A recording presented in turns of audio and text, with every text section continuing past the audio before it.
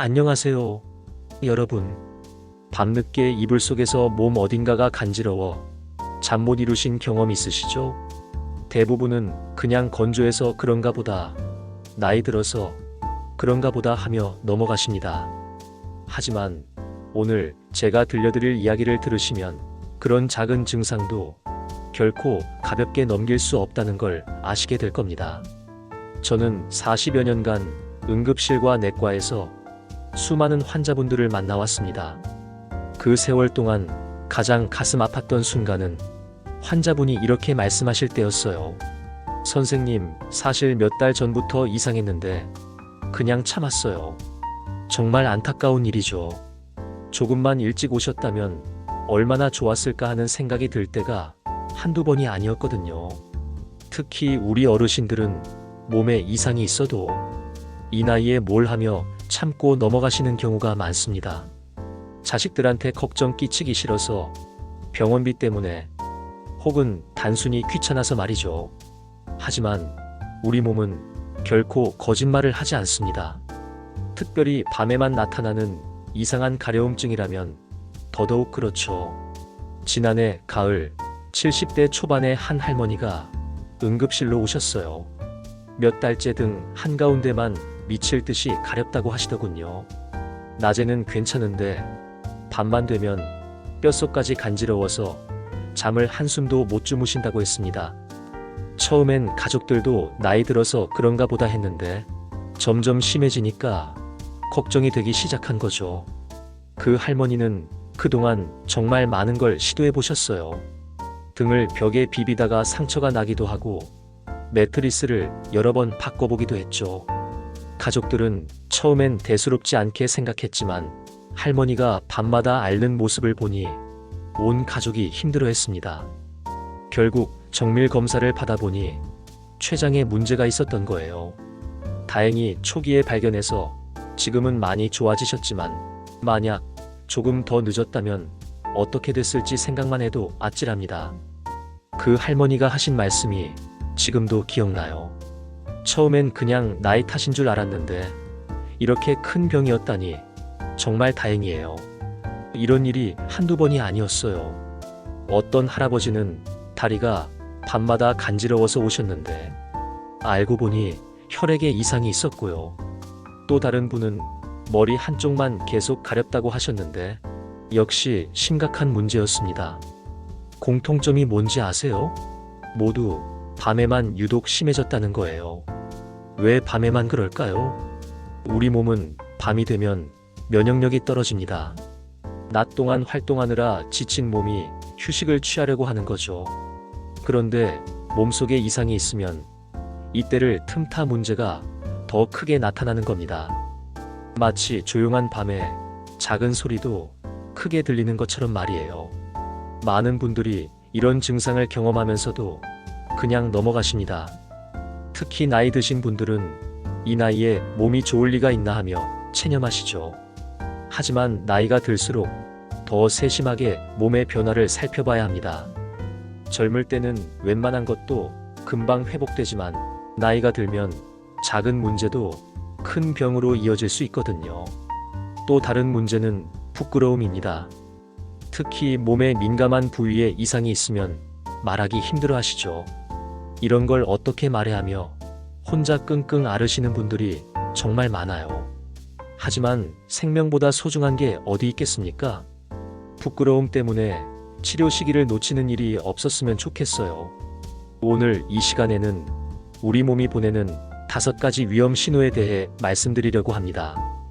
모두 평소에는 대수롭지 않게 넘길 수 있는 가려움증이지만 특정 조건에서 나타나면 결코 무시해선 안 되는 중요한 신호들이에요.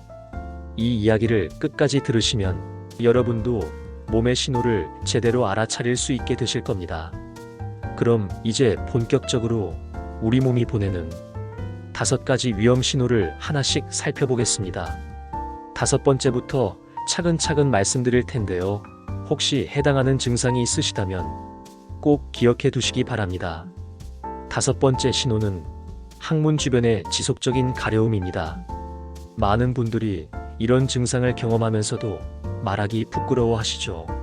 지난해 여름 80대 초반에 한 할아버지가 오셨어요. 2년 넘게 항문 주위가 타는 듯 가려우셨다고 하더군요.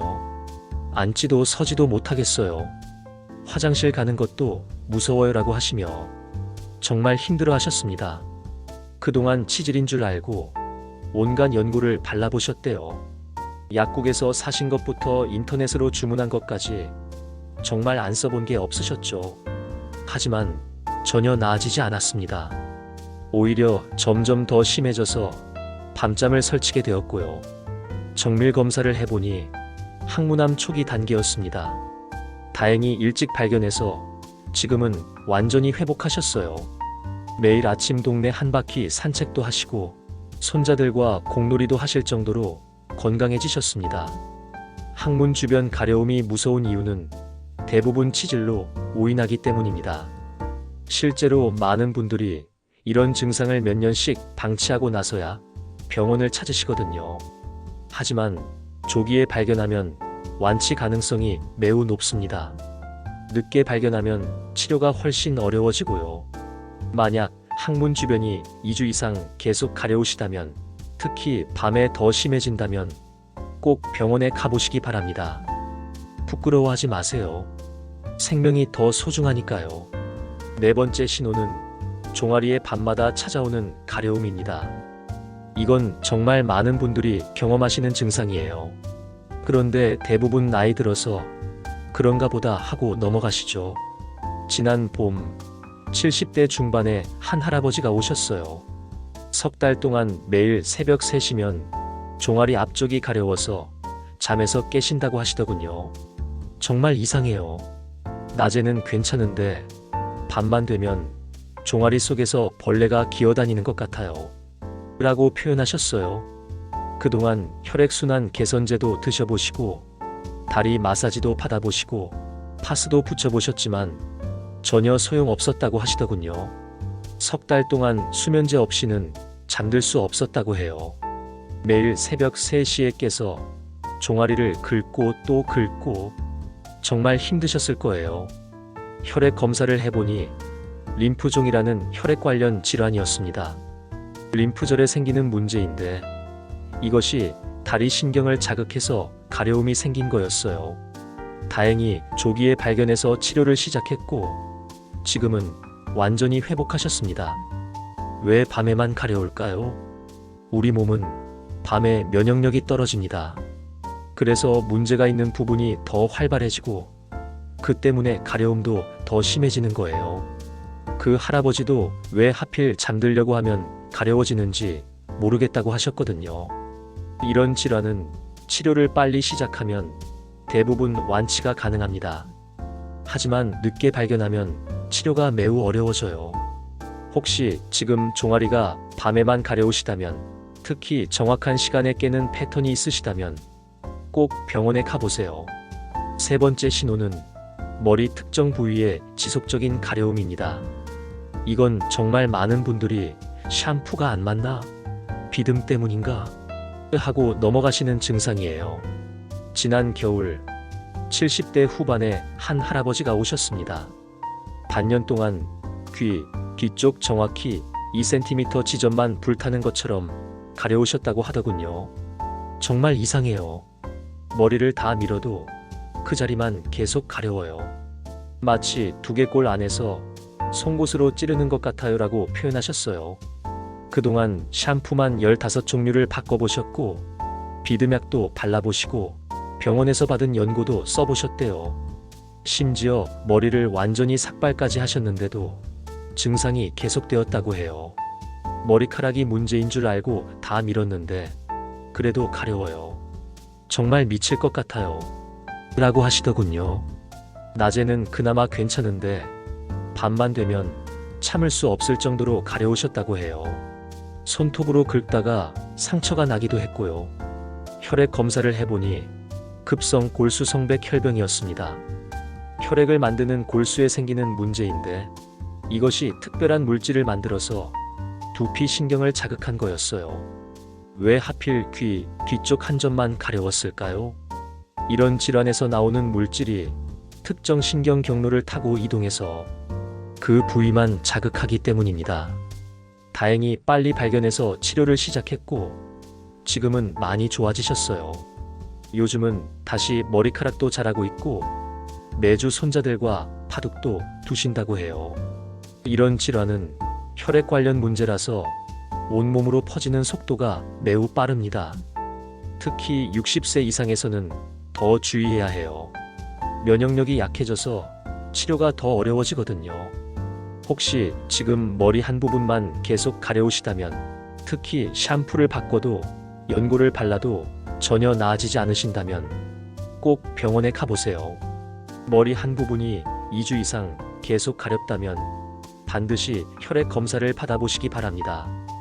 두 번째 신호는 가슴 부위에 이상한 가려움입니다.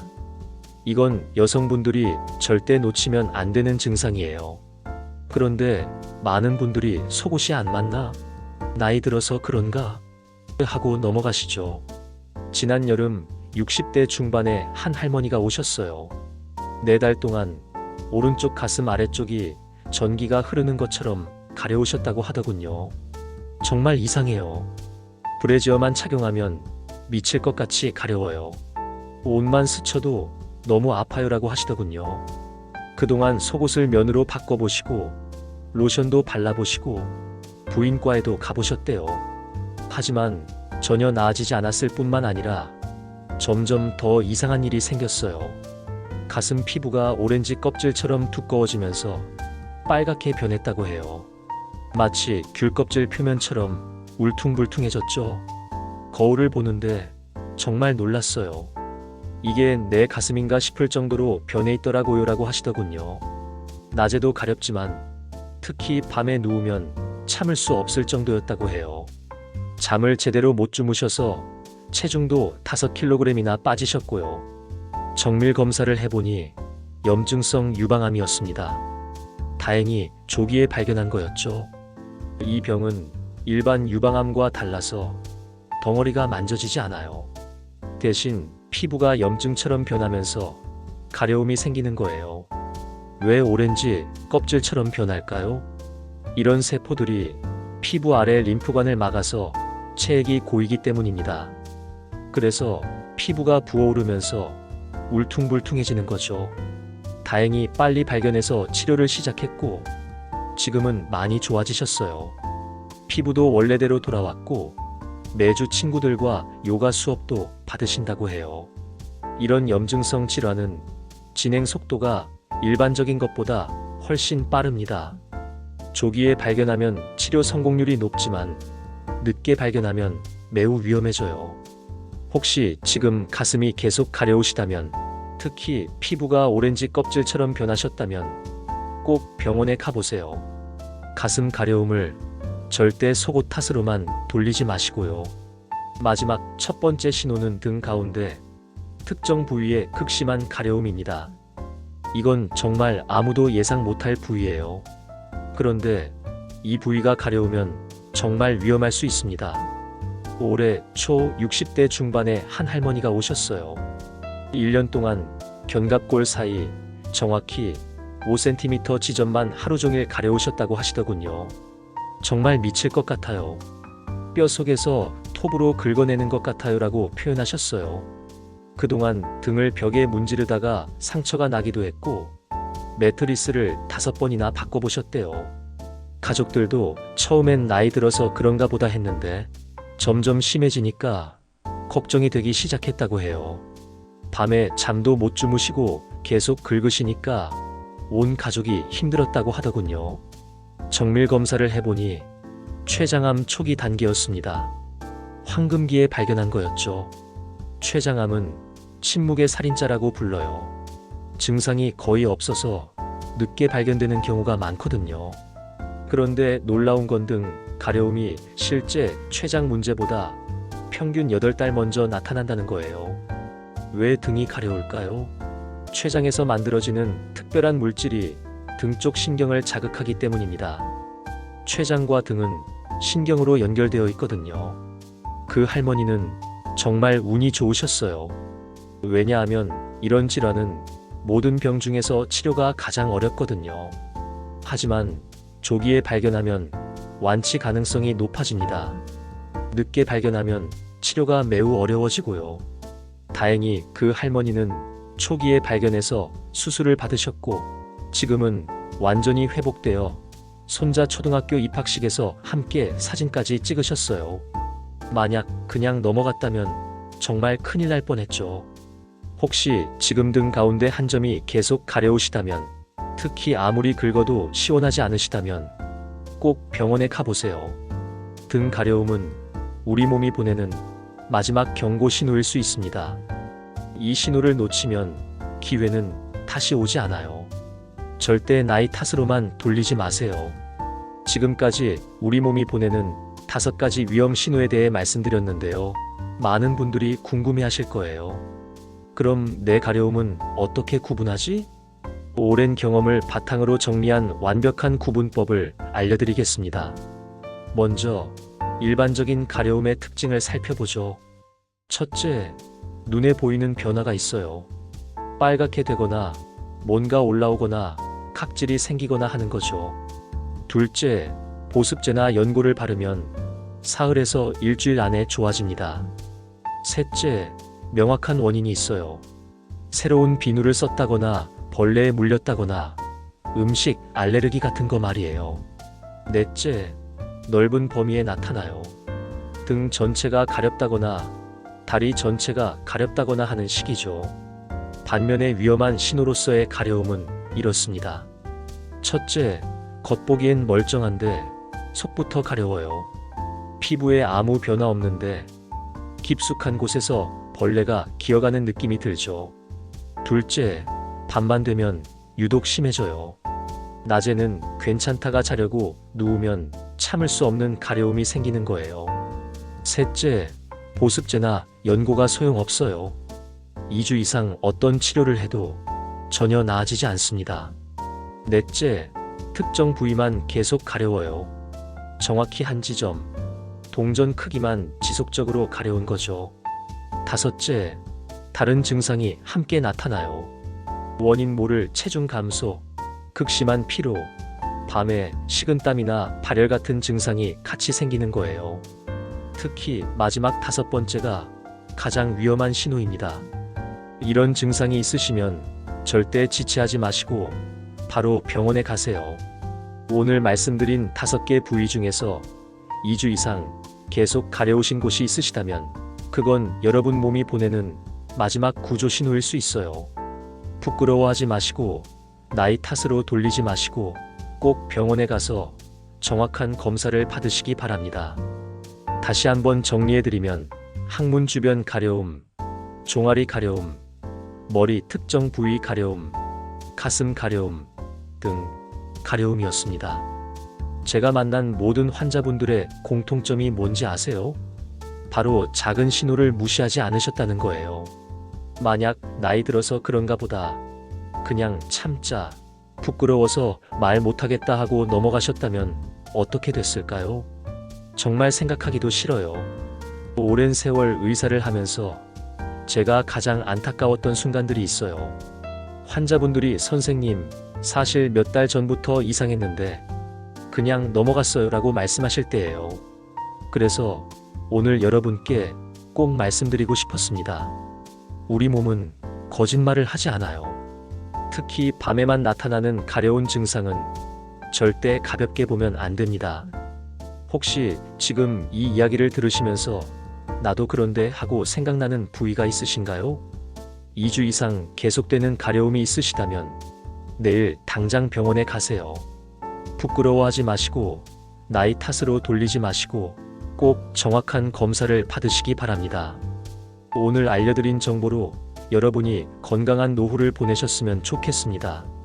손자, 손녀들과 함께하는 소중한 시간들을 놓치지 않으셨으면 해요. 여러분의 건강이 가족 모두의 행복이거든요. 이런 작은 신호들을 알아차리고 적절한 때에 병원을 찾으신다면 분명히 건강하고 행복한 노후를 보내실 수 있을 거예요. 앞으로도 몸의 변화에 관심을 갖고 이상한 점이 있으면 주저하지 말고 전문가의 도움을 받으시기 바랍니다. 이런 정보가 더 많은 분들께 전해지도록 구독과 좋아요, 버튼 눌러주시면 감사하겠습니다. 여러분의 작은 관심이 누군가의 생명을 구할 수 있어요. 댓글로도 여러분의 경험이나 궁금한 점을 나눠주세요. 비슷한 증상을 겪고 계신 다른 분들께도 큰 도움이 될 겁니다. 저는 앞으로도 여러분의 건강한 노후를 위해 유용한 정보들을 계속 가져오겠습니다. 건강에 관한 궁금한 점이나 알고 싶은 주제가 있으시면 언제든 댓글로 남겨주세요. 여러분의 목소리에 귀 기울이며 도움이 되는 내용으로 찾아뵙겠습니다. 오늘도 건강하시고 행복한 하루 보내세요. 오래오래 건강하게 지내시길 진심으로 바랍니다. 감사합니다.